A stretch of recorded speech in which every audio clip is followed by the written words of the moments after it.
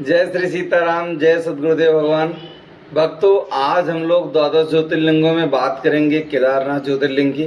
केदारनाथ भगवान का यह ज्योतिर्लिंग उत्तराखंड प्रदेश के रुद्रप्रयाग जिले में मंदाकिनी नदी के आसपास में स्थित है। और यहाँ की जो कथा है वो दो कथा है। पहली कथा शिव महापुराण के रुद्र संहिता में है, जो नर नारायण की कथा है। वो कथा मैं किसी और वीडियो में बताऊंगा।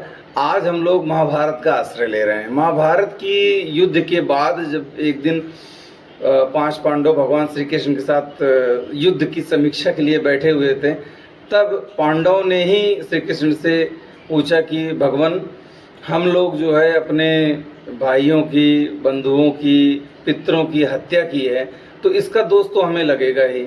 तो भगवान ने कहा हाँ, दोष लगेगा। तो उन्होंने कहा इसका उपाय क्या है कि जिससे हम लोग इस दोष मुक्त हो सकें। तो भगवान कृष्ण ने कहा कि आपको भगवान शिव की आराधना करनी चाहिए, उनका दर्शन करना चाहिए और पूजन करना चाहिए। तो उन्होंने कहा कि ठीक है।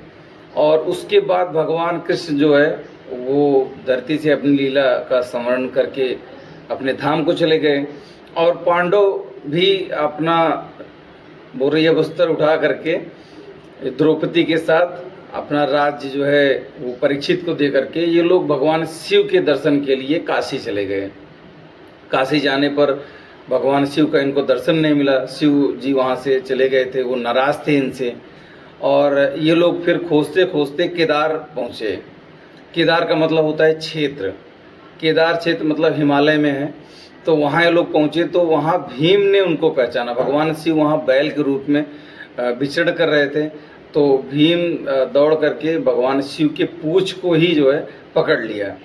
और वो पकड़े तो भगवान जो बैल के रूप में थे वो धरती में समाते चले गए। और उसके बाद वहीं शिवलिंग के रूप में वो प्रकट हुए। तो आप देखेंगे केदारनाथ का जो शिवलिंग है वो बैल का जो पीठ का हिस्सा होता है वो सेम टू सेम वैसे ही है। और कहा जाता है कि भगवान शिव का जो मुख था वो नेपाल के पशुपतिनाथ के रूप में प्रकट हुआ है। वहाँ पे भगवान शिव प्रकट होकर इन लोगों को जो है दोष मुक्त किया है, दर्शन दिया है। और फिर बाद में भीम और पांच पांडवों ने मिल करके वहाँ पे मंदिर का निर्माण कराया।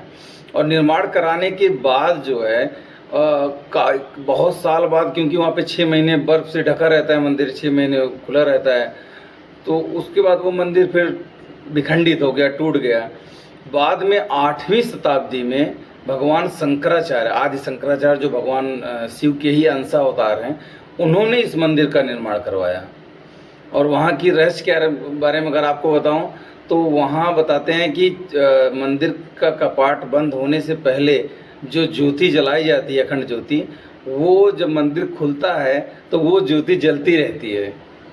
उसको कहा गया है कि ज्योति जलाने के बाद वो हम लोग जो है पुजारी लोग देवताओं को समर्पित कर देते हैं कि आज से अब आपको जो है इस ज्योति की रक्षा करनी है और यहाँ का भगवान का पूजन करना है। और भगवान शंकराचार्य जी अंतिम सांस और उनकी समाधि भी उसी केदार क्षेत्र में है। आइए हम इसके श्लोक का गायन करें। महार्दि पार्श्वे च तटे रमन्तम् सम्पूज्यमानं सततं मुनीन्द्र सुरासुरय क्षमहोर्यगाद्य स केदारमीशं शिवमेकमीडे केदारमीशं शिवमेकमीडे। बोलो केदारनाथ भगवान की जय।